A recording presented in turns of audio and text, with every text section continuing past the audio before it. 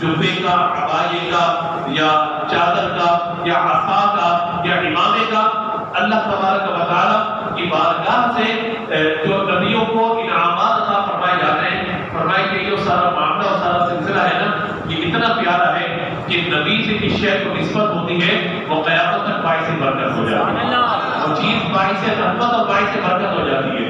میں جملہ عرض کرنے لگا ہوں کہ جب جبہ کپڑا جسم سے لگ جائے وہ قیامت تک کے لیے برکت والا ہو جائے، جس جگہ اللہ کے نبی قدم رکھے وہ قیامت تک برکت والی ہو جائے، تو جو حضور کی اولاد ہوگی وہ کتنی برکت والی ہوگی، جو حضور کی آل ہوگی وہ کتنی برکت والی ہوگی، جو حضور کے صحابہ کو وہ کتنے برکت والے ہوں گے، حضور کے اہل بیت کتنی برکت والے ہوں گے۔ اور اللہ نے چاہا تو شاید کل کی جو شب ہے وہ تیسری شب ہوگی، حضرت سیدہ خاتون جنت رضی اللہ تعالیٰ عنہا کا یوم وصال 3 رمضان ہے، تو کل ہماری کوشش ہوگی کہ ایک آدھ نام اور اس کے بعد شرح مرتبت بھی یہاں پیش کی جائے تاکہ ان کے فضل و برکات حاصل کرنے میں کامیاب ہو جائے۔ تو اس سورہ مبارکہ کے آخر میں اللہ تبارک و تعالیٰ گناہوں سے توبہ کرنے کا ذکر فرمایا اور دعائیں مسلمانوں کو عطا فرمائے، ربنا لا تؤاخذنا ان نسینا واخطانا، جو آخری آیت کے اندر دعائیں ہیں ان تمام دعاؤں کا اللہ تبارک و تعالیٰ نے یہاں ذکر فرمایا۔ ہم جلدی سے آ جاتے ہیں واقعے کی طرف، جو واقعہ آج آپ کے سامنے ہم نے ذکر کرنا ہے۔ حضرت موسیٰ علیہ السلام کا دور مبارک ہے اور آپ کے دور میں ایک شخص قتل ہوا۔ جب اس شخص کو قتل کیا گیا تو اس کے لواحقین آئے، مرثا آ گئے اور آنے کے بعد کہا کہ آپ ہمیں بتائیے کہ اس شخص کو کس نے قتل کیا ہے۔ اس کے قریبی رشتہ دار نے اسے قتل کیا تھا اور قتل کرنے کے بعد دعوے دار بھی ہو گیا کہ میرے عزیز کو فلاں کو کس نے قتل کر دیا، یعنی قاتل بھی خود اور مدعی بھی خود۔ سمجھ گئے؟ حکومت کی بات کر رہا ہوں میں، سمجھ گیا؟ سمجھدار لوگ ہیں سب، ہیں؟ تو قتل کیا اس بنی اسرائیل کے اس شخص نے اپنے عزیز کو، اور قتل کرنے کے بعد کیا ہوا بولیے؟ دعوے دار بھی ہو گیا کہ میرے عزیز کو کس نے قتل کر دیا۔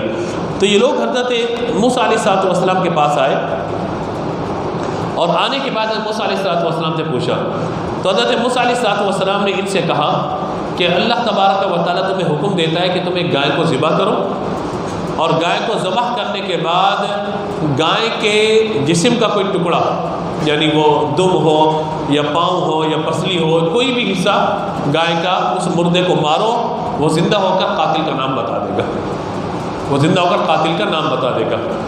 اب ظاہر ہے کہ لوگوں کی عقلیں تو ایسے ہی ہوتی ہے نا، تو وہاں پہ جب حضرت موسیٰ علیہ السلام نے یہ بات کہی تو انہوں نے کہا کہ آپ ہمارے ساتھ مذاق کرنا ہے، ہم پوچھ رہے ہیں کہ بتائیے کہ اس کو کس نے قتل کیا، آپ کہہ رہے ہیں کہ تم جاؤ گائے کو ذبح کرو، اور گائے ذبح کرنے کے بعد گائے کا کوئی ٹکڑا اسے مارو، وہ زندہ ہو جائے گا، قاتل کا نام بتا دے گا، آپ ہم سے مذاق کر رہے ہیں، عجیب بات کر رہے ہیں۔ اور بظاہر جو ہے یہ بات ان کو سمجھ میں نہیں آ رہی تھی، تو حضرت موسیٰ علیہ السلام نے فرمایا قال اعوذ باللہ ان اکون من الجاہلین، اس معاملے میں تم سے مذاق کروں گا، میں تم سے جو ہے استہزاء کروں گا، مذاق کروں گا تمہارے ساتھ میں، کہا میں اللہ کی پناہ چاہتا ہوں کہ میں کوئی جاہلانہ انداز اختیار کروں۔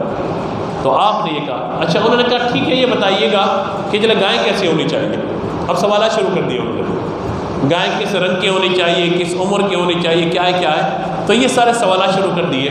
تو حضرت موسیٰ علیہ السلام ان کا سوال سنتے تھے، اللہ کی بارگاہ میں عرض کرتے تھے، اللہ تعالیٰ ان کے سوال کے جواب ارشاد فرماتا، وہ آگے سے بھی سوال کر دیتے۔ آپ سوال سنتے اللہ کی یا اللہ ان کے سوال کا جواب اللہ تعالیٰ جواب ارشاد فرماتا تھا، آپ انہیں جواب دیتے، وہ پھر اگلا سوال کر دیتے تھے۔ تو یوں سوالات اتنے ہو گئے کہ وہ کہنے کہ ہمیں سمجھ میں نہیں آ رہا ہم کون سی گائے ذبح کریں، اس کا رنگ کیسا ہو، اس کی عمر کتنی ہو، وہ کہاں کی ہو اور کیا ہونا چاہیے، سارا کا سارا معاملہ ذکر ہوا۔ تو ان آیات میں اسی واقعے کو بیان فرمایا گیا، اور اس میں ایک نصیحت ہے جو انشاءاللہ میں آخر میں پیش کرتا ہوں آپ کو۔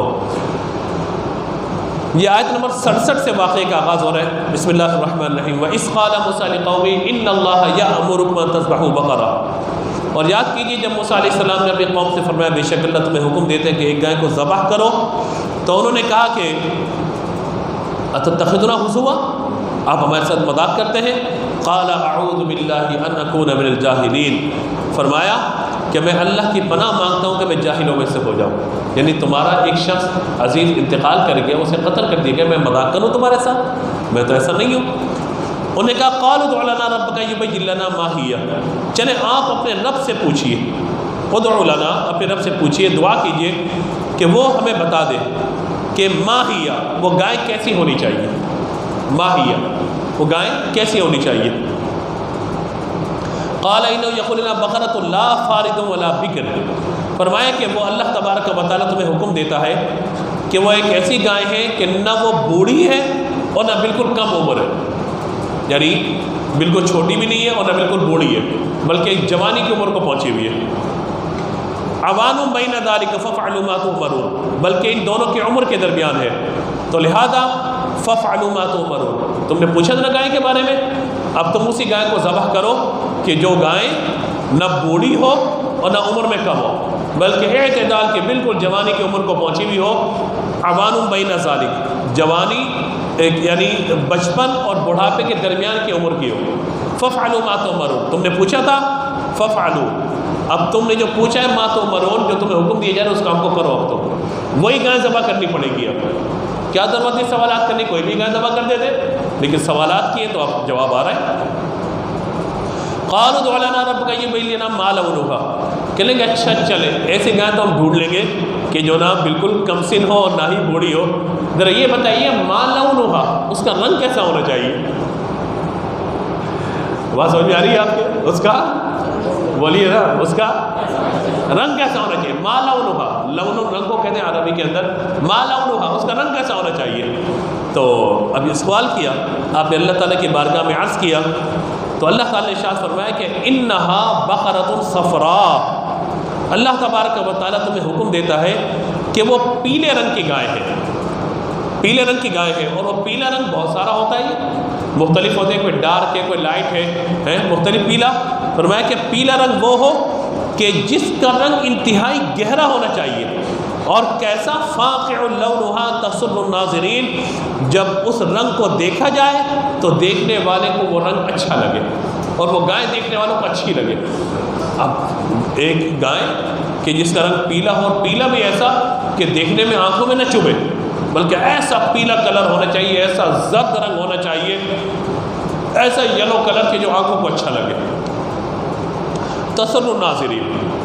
قالوا ادع لنا ربک یبین لنا ما ہی، انہوں نے پھر کہا کہ آپ اپنے رب سے دعا کیجئے نا، رب سے عرض کیجئے کہ یبین لنا ما ہی، وہ ہمیں صحیح سے بتا دے، یبین لنا ما ہی، ان البقرہ تشابہ علینا، اب اس معاملے میں ہم مشتبہ ہو گئے، ہمیں سمجھ میں نہیں آ رہا ہم کیا کریں، یعنی گائے کی عمر کے اعتبار سے بات ہو گئی، رنگ کے اعتبار سے بات ہو گئی، لیکن اب ابھی بھی ہمیں سمجھ نہیں آ رہا ہمیں کرنا کیا ہے، مشتبہ ہو گیا، تشابہ علینا، وَإِنَّا إِن شَاءَ اللَّهُ لَمُهْتَدُونَ، وَإِنَّا بولیے ان شاء اللہ، بولیے ان شاء اللہ، ان شاء اللہ لَمُهْتَدُونَ، کہا کہ بے شک اللہ تعالیٰ چاہے گا، اس کی طرف سے جب حکم آ جائے گا تو ہمیں راستہ مل جائے گا، ہمیں راہ مل جائے گی کہ ہم اس گائے کو حاصل کرنے میں کامیاب ہو جائیں۔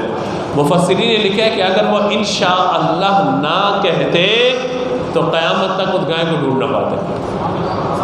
نصیحت یہ ہے آج کے درس کے حوالے سے کہ جب بھی کسی کام کا ارادہ کیجئے تو انشاءاللہ، کیا بولیے؟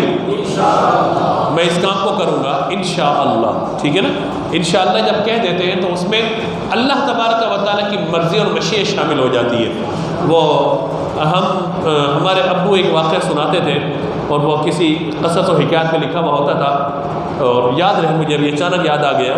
ابو ہمارے بیان کرتے تھے مسجد کے اندر، کبھی کبھی خوش طبعی کے طور پہ، تفصیل کے طور پہ بیان کرتے تھے، کہتے تھے کہ حضرت امام صاحب نے بیان کیا، کہا کہ بھئی ہر نیک کام میں انشاءاللہ کا ارادہ کر لینا چاہیے کہ انشاءاللہ اللہ نے چاہا تو۔ کہا وہ ایک سیٹھ صاحب تھے، انہوں نے کہا کہ انشاءاللہ کیا، ہماری جیب میں پیسے ہم نے چیز لے کر آ جائیں، انشاءاللہ کی ضرورت کیا ہے، ہم نے ارادہ کر لیا ہو جائے گا کام۔ تو انہوں نے جیب میں پیسے ڈالے، گھوڑا لینے کے لیے گئے، اور بازار جب پہنچے تو گھوڑے کا معاملہ طے ہو گیا، اور طے کرنے کے بعد جیب میں جب ہاتھ ڈالا تو کہا کہ ہاتھ بالکل نیچے چلا گیا۔ کیا مطلب؟ جیب کٹ گئی، پیسے نکل گئے۔ وہ پہلے جیبیں کٹتی تھیں، اب تو ڈائریکٹ آتے ہیں، حضرت موبائل دیجئے، پیسے دیجئے، عزت کے ساتھ، ہم بھی بڑی عزت سے نکال کے دے دیں، اور دے بھی دینا چاہیے، ہاں مزاحمت نہیں کرنی چاہیے۔ ورنہ پیسوں کے ساتھ ساتھ پھر خدا نخواستہ جان کو نقصان پہنچ جائے تو پھر یہ بڑا اللہ تعالیٰ سب کی حفاظت فرمائے۔ تو پہلے جیبیں کٹا کرتی تھی، جیبیں کٹتی تھی، تو بلکہ حج کے موقع پہ تو اب بھی ایسا ہی ہوتا ہے، حج عمرے کے موقع پہ ایون حج عمرہ چھوڑیے، ہمارے یہاں تو ہمارے کوئی دوست علامہ خادم حسین رضوی صاحب کے جنازے میں گئے، وہاں ان کی جیبیں کٹ گئی۔ تو یہ یہاں مسجد میں بھی خیال کیا کیجیے آپ لوگ، چپلیں تو چوری ہوتی ہیں، ایسا نہ ہو کہ جیبیں کٹ جائے، خیال کیا کیجیے، اللہ تعالیٰ عافیت خیر والا معاملہ کرے۔ تو جیب میں ہاتھ ڈالا، ہاتھ نیچے۔ اب مولانا صاحب کے پاس شام کو آپ سے کہا کہ جی حضرت کیا ہوا، گھوڑا لینے گئے تھے؟ کہا جی انشاءاللہ ہم گھر سے نکلے تھے، انشاءاللہ ہم نے جیب میں پیسے ڈالے، انشاءاللہ ہم بازار گئے، انشاءاللہ ہم نے جا کے گھوڑے کا سودا کیا، انشاءاللہ پھر جیب میں ہاتھ ڈالا تو انشاءاللہ وہ ہاتھ نیچے چلا گیا۔ تو کہا کیا مطلب؟ کہا وہ آپ نے کہا تھا کہ انشاءاللہ کہہ دیا کیجیے، ہم نے کہا تھا اپنی مرضی سے ہم کام کر لیں گے، انشاءاللہ کی ضرورت کیا ہے، ہماری مرضی ہو گئی تو ہو گئی، لیکن ہمیں اندازہ ہوا کہ اللہ کی مرضی اصل وہ ہوتی ہے، اصل اللہ کی مرضی ہوتی ہے۔ تو اتنے سارے انشاءاللہ کہنے سے بہتر ہے بندہ ایک ہی مرتبہ انشاءاللہ کہے اور اپنا ارادہ کرے کہ اللہ کی مدد شامل حال ہوگی تو میں اس کام کو کرنے میں کامیاب ہو جاؤں گا۔ تو انہوں نے کہا کہ اللہ چاہے گا تو ہم ہدایت پا جائیں گے۔ تو لہٰذا انہوں نے پھر اللہ تبارک و تعالیٰ کی طرف سے جب یہ حکم آ گیا تو حضرت موسیٰ علیہ السلام نے بتا دیا کہ وہ گائے نہ بوڑھی ہونی چاہیے، نہ کم عمر ہونی چاہیے، درمیانی عمر کی ہونی چاہیے، بدن پہ کوئی داغ نہیں ہونا چاہیے، اس کا رنگ ایک ہی ہونا چاہیے، پیلا کلر، اور رنگ بھی ایسا جو آنکھوں کو اچھا لگے۔ اس گائے نے کبھی کھیتی باڑی بھی نہ کی ہو، نہ کبھی کھیتی کو جو ہے پانی دیا ہو۔ جب یہ ساری باتیں بتا دی گئی انہوں نے کہا ٹھیک ہے اب ہم انشاءاللہ ہم اس گائے کو حاصل کرنے میں کامیاب ہو جائیں گے، اور وہ گائے کی تلاش میں نکلے۔ ان کے اطراف میں صرف ایک گائے تھی، اور اس کا حال یہ تھا کہ بنی اسرائیل میں ایک نیک شخص تھا، اس کا چھوٹا بچہ تھا، اس کے پاس گائے کے علاوہ کچھ نہ تھا۔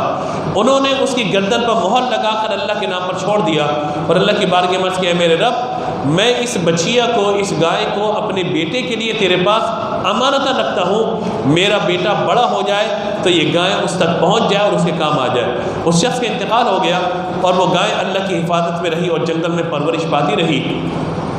جب یہ لڑکا بڑا ہوا تو والدہ سے اس نے کہا کہ میرے لیے کیا حکم ہے، میں کیا کام کروں؟ تو والدہ نے کہا بیٹا جنگل کی طرف جاؤ، تمہارے باپ نے ایک گائے تمہاری چھوڑی ہے، تم اسے لے کر آؤ اور پھر مارکیٹ میں جا کے اسے بیچو تاکہ اللہ تعالیٰ تمہیں اس گائے کا نفع دے۔ وہ گائے کو لے کر کے آیا اور کہا کہ بیٹا یہ اس کی علامات ہوں گی، اس طرح کا رنگ وغیرہ وغیرہ، اور تم نے مارکیٹ میں جا کر 3 دینار میں اسے فروخت کرنا ہے، 3 دینار سے کم بھی نہیں اور 3 دینار سے زیادہ بھی نہیں، 3 دینار میں فروخت کرنا ہے۔ اور لیکن جب تم سودا تمہارا طے ہو جائے 3 دینار میں تو تم ایک کام یہ کرنا کہ کم از کم مجھ سے آ کر مشورہ ضرور کر لینا ایک مرتبہ۔ تو وہ بچہ نوجوان جو ہے وہ گائے کو لے کر کے گیا، ایک فرشتہ خریدار کی صورت میں آیا اور اس نے گائے کی قیمت پوچھی، اس نے کہا 3 دینار، کہا میں 6 دینار دیتا ہوں، میں 6 دینار دیتا ہوں، تم ابھی لو اور گائے کو چھوڑ دو۔ اس نے کہا نہیں، اگر آپ 6 بھی دیتے ہیں تو مجھے تو والدہ نے 3 کا کہا تھا، لیکن 3 پر بھی اگر میں دوں گا تو والدہ سے مشورہ کر کے دوں گا، اور اگر آپ 6 دینا چاہتے ہیں تو میں آپ سے بات کر لیتا ہوں لیکن والدہ سے مشورہ کرنے کے بعد میں۔ اس نے کہا کہ نہیں تم والدہ سے مشورہ نہ کرو، ابھی دو مجھے۔ تو کہا کہ نہیں میں اس گائے کو والدہ کے مشورے کے بغیر نہیں دوں گا۔ وہ واپس آ گیا تو والدہ نے کہا ٹھیک ہے کوئی مسئلہ نہیں، آپ 6 دینار میں اسے فروخت کر دیجئے۔ اب جب اگلے دن گیا وہی فرشتہ آیا اور آنے کے بعد اسے کہا کہ میں 6 نہیں اب تو میں 12 دینار دوں گا، اس کے میں 12 دینار دوں گا، شرط کیا ہے؟ شرط کیا ہے بولیے؟ آپ غیر حاضر ہیں اس پر، والدہ سے مشورہ نہیں کرنا، ماں سے نہیں پوچھنا، میں تمہیں 12 دیتا ہوں، لوگ جب اس نے کہا نہیں میں تو اپنی والدہ سے مشورے کے بغیر میں کام نہیں کروں گا۔ تو لہٰذا وہ واپس پلٹا تو والدہ نے کہا کہ مجھے لگتا ہے کہ یہ اللہ کی طرف سے کوئی نیک بندہ یا کوئی اللہ کا فرشتہ ہے جو ہماری مدد کرنا چاہتا ہے، تو لہٰذا تم اس سے پوچھو کہ ہمیں کیا کرنا چاہیے، گائے کو بیچ دینا چاہیے یا گائے کو اپنے پاس باقی رکھیں، ابھی نہ بیچیں۔ تو اگلے دن جب پہنچے تو کہا کہ تم ایک کام کرو، ابھی گائے کو نہ بیچو، بہت جلد کچھ لوگ تمہارے پاس آئیں گے اور تم نے اس گائے کو انہیں فروخت کرنا ہے اور اس کی قیمت یہ کرنی ہے کہ اس گائے کو ذبح کرنے کے بعد اس کھال کو اتار دیا جائے اور پوری کھال کو سونے سے بھر دیا جائے، پوری کھال کو سونے سے بھر دیا جائے۔ وہ تمہیں یہ ساری رقم دے دیں گے، سونا بھی دے دیں گے، انہیں تم جو ہے یہ بیچ دینا اور حضرت موسیٰ علیہ السلام کی ضمانت ہے اس معاملے پر کہ اللہ تبارک و تعالیٰ اس حوالے سے تمہاری مدد ضرور فرمائے گا۔ تو وہ لوگ آئے اور وہ سارا معاملہ ہوا اور گائے کو ذبح کیا، سارا معاملہ ہوا۔ یہاں چند باتیں سمجھنے کی ہے، نصیحت کے طور پہ چند باتیں، پھر ہم انشاءاللہ مکمل کریں گفتگو۔ ایک بات تو یہ ہے کہ اللہ کے نبی کے فرمان پر بغیر کسی ہچکچاہٹ کے عمل کرنا چاہیے۔ اگر وہ لوگ سوالات زیادہ نہ کرتے تو کوئی بھی گائے ذبح کر دیتے، لیکن کثرت سوال نے انہیں اس حد تک مجبور کر دیا کہ وہ تکلیف کے اندر مبتلا ہو گئے۔ میرے آقا علیہ السلام نے صحابہ کے سامنے ارشاد فرمایا کہ اللہ تعالیٰ نے تم پر حج فرض فرمایا۔ تو ایک صحابی کیا حضور ہر سال حج فرض ہے؟ حضور نے توقف فرمایا، دوسری مرتبہ میں، تیسری مرتبہ حضور نے فرمایا عمر بھر میں ایک مرتبہ حج فرض ہے۔ پھر فرمایا کثرت سوال مت کیا کرو، فرمایا کثرت سوال مت کیا کرو۔ اگر میں کہتا کہ ہر سال حج فرض ہے تو تم میں سے ہر شخص استطاعت نہ بھی پاتا تب بھی اسے حج کے لیے جانا پڑ جاتا۔ تو اسی لیے آپ یہ دیکھیے کہ جو بعض اوقات میں یہ مشورتاً بات عرض کر رہا ہوں، آپ کسی مفتی صاحب کے پاس جائیں، ان سے مسئلہ پوچھیں کہ جناب یہ مسئلہ، وہ کہے کہ ٹھیک ہے حلال ہے جائز ہے، آپ کام کریے کیوں جائز ہے حضرت، کیسے جائز ہو گیا، کیسے جائز ہو سکتا ہے یہ، اس نے تو یہ لکھا ہے، نیٹ پہ تو یہ بتایا جا رہا ہے، وہاں تو یہ لکھا ہوا ہے۔ جناب جب آپ اتنے بڑے ریسرچر ہیں، اتنے بڑے علامہ صاحب ہیں، تو ہم غریبوں اور فقیروں کے پاس کیوں آ رہے ہیں؟ جائیے نیٹ پہ ریسرچ کیجیے، مسئلے حل کیجیے اپنے۔ دوائی کھانی ہو تو نیٹ کی ریسرچ کام نہیں آتی، گوگل کی ریسرچ کام نہیں آتی، ڈاکٹر کے پاس جاتے ہیں۔ اور اگر دین کی بات ہو تو کہا جاتا ہے ہم تو پڑھ کر آئے، ذرا قرآن میں لکھا ہوا ہے، حدیث میں لکھا ہوا ہے۔ تو جو ہم سے اس طرح ہم کہتے ہیں جناب ہمیں تو آتے نہیں، آپ کو سب کچھ آتا ہوگا، اپنے اعتبار سے آپ اس پر عمل کر لیجئے بھائی۔ تو یہ بڑا مشکل ہوتا ہے۔ امام شافعی رحمۃ اللہ تعالی کا قول اپنی زندگی میں ہمیشہ یاد رکھیے گا، فرماتے ہیں کہ جب میں نے کسی غیر عالم سے بات کی میں اس کے سامنے زیر ہو گیا، وہ مجھ پر غالب آ گیا، کیونکہ اس کو اصطلاحات کا پتہ ہی نہیں ہے کہ دین کی بات کو کرنا کس انداز سے ہے۔ اور کہا کہ جب میں نے کسی عالم سے بات کی اللہ نے مجھے اس پر غلبہ عطا کر دیا۔ یعنی دلائل کے اعتبار سے بات ہوتی ہے نا۔ ایک شخص ڈاکٹر ہے اور ایک موچی ہے، مقابلہ دونوں کا ہو سکتا ہے؟ بولیے۔ موچی کہے جناب یہ گولی کھائیے آپ، ڈاکٹر کہے کہ گولی آپ کیسے سجست کر سکتے ہیں؟ تو کہا کہ جناب میرے پیٹ میں درد ہوتا ہے میں ایک گولی کھاتا ہوں۔ تو پیٹ میں درد ہو سکتا ہے بد ہضمی کی وجہ سے ہو سکتا ہے قبض کی وجہ سے ہو سکتا ہے کہ مطلب خدا نخواستہ معدے کی تیزابیت کے پیٹ میں درد ہو سکتا ہے کہ پیٹ کا درد نہ ہو، ناف پھٹی ہوئی ہو آپ کی، ہو سکتا ہے کہ خدا نخواستہ کسی آنت کے اندر کوئی بل نہ پڑ گیا ہو۔ یعنی بہت سارے امراض پیٹ کے ہو سکتے ہیں، معدے کا مرض بھی ہو سکتا ہے، السر کا مرض بھی ہو سکتا ہے۔ کہا جناب پیٹ میں درد ہو تو یہ گولی کھانی ہے، یہ پھکی کھا لینی ہے، اور اس کے بعد پھر جنازہ ہو جاتا ہے اگلی نماز کے اندر۔ تو یہ ہم دین آج کل جو سیکھ رہے ہیں نا ہمارے یہاں جو لوگ، وہ علماء سے نہیں سیکھ رہے، علماء سے نہیں سیکھ رہے دین، یہ حقیقت ہے۔ ایکٹر ہمیں دین سکھا رہے، گانے والے ہمیں دین سکھا رہے ہیں، سب کے سب آپ دیکھیے کہ رمضان کے اندر بیٹھ جاتے ہیں دین سکھانے کے لیے۔ اور ہمارے یہاں بھی جو تھوڑا سا پڑھ گیا، تھوڑی سی ریسرچ کس نے کر لی، ایون اس نے M Phil P H D کر لی کسی بھی سبجیکٹ کے اندر، کہتے ہیں جناب ہم تو پی ایچ ڈی ڈاکٹر ہیں، آپ کو کیا آتا ہے؟ ہم کہتے ہیں ہمیں کچھ نہیں آتا حضرت، دعا کریں ہمیں کچھ آ جائے، ہم کچھ پڑھ لیں۔ تو ہم تو ایسے ان پہ کنارہ کشی اختیار کر لیتے، کیونکہ قرآن نے کیا کہا وَإِذَا خَاطَبَهُمُ الْجَاهِلُونَ قَالُوا سَلَامًا۔ اگر کوئی جاہل آپ سے بحث کرنے لگے آپ کہیے السلام علیکم، کیا کہیے اسے؟ ہمیں ساتھ کیا کہیے؟ السلام علیکم۔ یہ سلام عزت کے لیے نہیں ہے، یہ سلام میں متارکت ہے، یعنی ترک کر دینے والا سلام ہے۔ السلام علیکم، نکل جائیے ایک طرف۔ علماء کی قدر کیجئے، علماء کے ساتھ بیٹھیے، انشاءاللہ برکتیں ملے گی۔ باقی اگر بہت زیادہ سیکھنے کا شوق ہے آپ آئیے پڑھنے کے لیے، الحمدللہ ہم یہاں پڑھا رہے ہیں اللہ کی رحمت سے۔ ہمارے درس نظامی کی کلاسز ہیں یہاں پہ، پورا 5 سالہ نصاب ہے، رات میں طلبہ پڑھتے ہیں آ کر، آئیے پڑھیے سیکھیے، 5 سال پورا پڑھیے ہمارے پاس، پھر انشاءاللہ ہم آپ سے بات کرتے ہوئے اچھے بھی لگیں گے، اور آپ کو ہی بات کرنے میں مزہ آئے گا جب تمام اصطلاحات آپ پڑھ لیں گے انشاءاللہ۔ تو پہلی بات تو یہ ہے کہ نبی کے فرمان پر بغیر کسی ہچکچاہٹ کے عمل کر لینا چاہیے۔ دوسری بات یہ ہے کہ شرعی احکام سے متعلق بے جا بحث یاد رکھیے مشقت کا سبب بن جاتی ہے، جس کی میں نے مثال آپ کو دی ابھی۔ تیسری بات یہ ہے کہ انشاءاللہ کہنے کی برکت ہے۔ حضور صلی اللہ تعالیٰ علیہ وسلم نے ارشاد فرمایا اگر بنی اسرائیل انشاءاللہ نہ کہتے تو کبھی انہیں گائے نہ مل پاتی۔ انشاءاللہ کہنے کی برکت یہ اللہ تعالیٰ راستے کو آسان فرما دیتا ہے۔ پانچویں بات اس حوالے سے یہ ہے کہ جو اپنے اہل و عیال کو اللہ کے سپرد کر دیتا ہے، اللہ تبارک و تعالیٰ اس کی پرورش بھی فرماتا ہے اور اس کی حفاظت بھی فرماتا ہے۔ اگلی بات یہ ہے کہ جو مال اللہ تعالیٰ کے بھروسے اور امانت میں دے دیے جاتے ہیں اللہ تعالیٰ سے برکت عطا فرماتا ہے۔ ساتویں بات یہ ہے کہ والدین کی اطاعت و فرما برداری، اس سے دنیا میں بھی نفع ہوتا ہے، اللہ بھی راضی ہوتا ہے، والدین بھی راضی ہوتے ہیں، اور اللہ تبارک و تعالیٰ کو یہ عمل بہت زیادہ پسند بھی ہے۔ آخری بات، ماں باپ کی خدمت اور اطاعت کرنے والوں کو اللہ تعالیٰ دونوں جہانوں میں بھلائیاں عطا فرماتا ہے۔ اللہ تعالیٰ ہمیں عمل کی توفیق عطا فرمائے۔ مجھ سے کوئی غلطی یا سبقت لسانی ہوئی ہو اللہ کی بارگاہ میں معافی کا طلبگار ہوں، آمین۔ وآخر دعوانا الحمدللہ رب العالمین۔ بسم اللہ